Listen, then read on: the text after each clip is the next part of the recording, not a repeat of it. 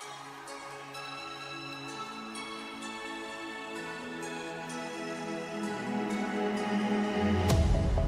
hello, can you hear me as I scream your name? Hello, hello, do you need me before I fade away?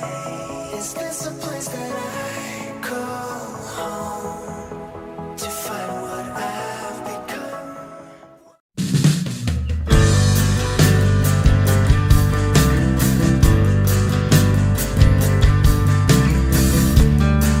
Namun sebelumnya, dinas ini dinamakan dengan BKDN atau Badan Kepegawaian dan Diklat Nasional, dirubah menjadi BKPSDM itu pada awal Januari 2020. Hal ini kami terima dari seorang narasumber, yaitu Kepala Sekretariat BKPSDM Kabupaten Ogan Ilir, yaitu Bapak Alivia, SIPMSI.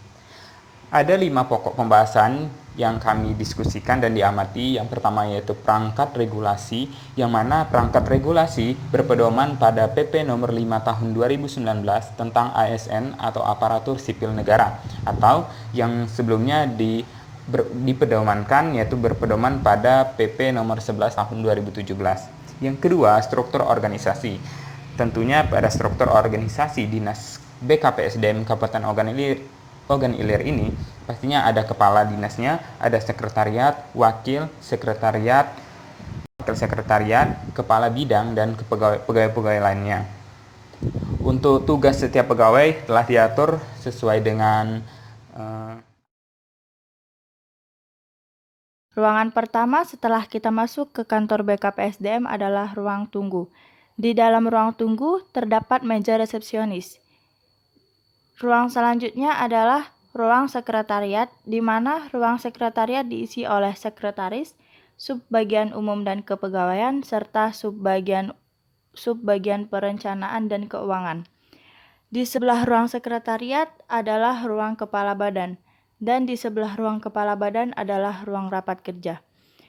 Di depan ruang rapat kerja terdapat ruang mutasi yang diisi oleh Kepala Bidang Mutasi dan Informasi Kepegawaian, Sub Bidang Mutasi dan Pensiun, Sub Bidang Data dan Informasi Kepegawaian, Sub Bidang Kepangkatan dan Penggajian.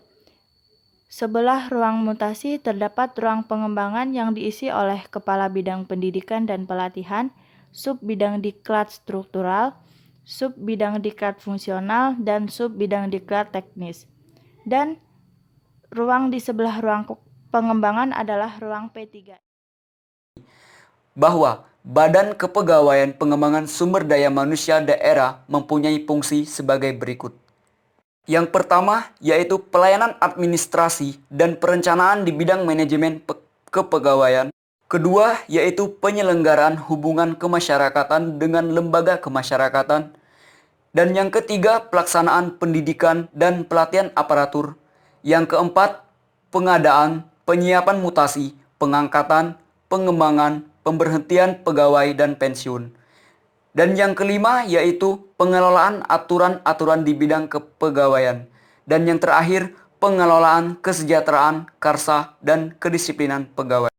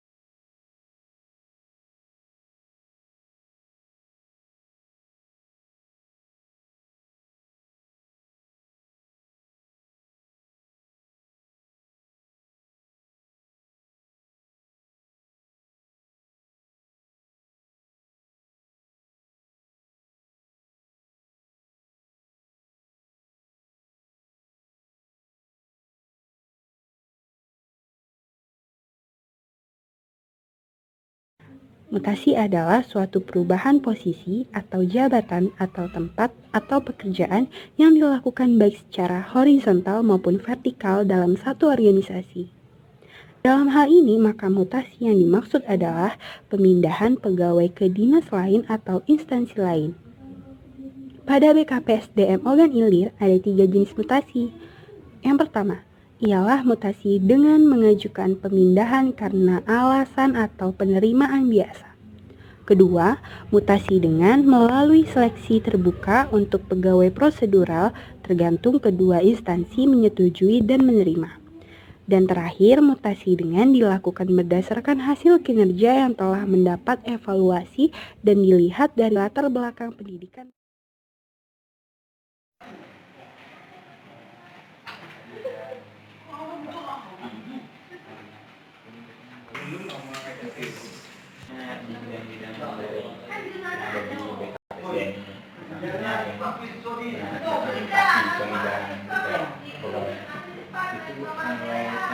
Kita fakta gitu di daerah dan pemindahan pegawai itu berdasarkan apa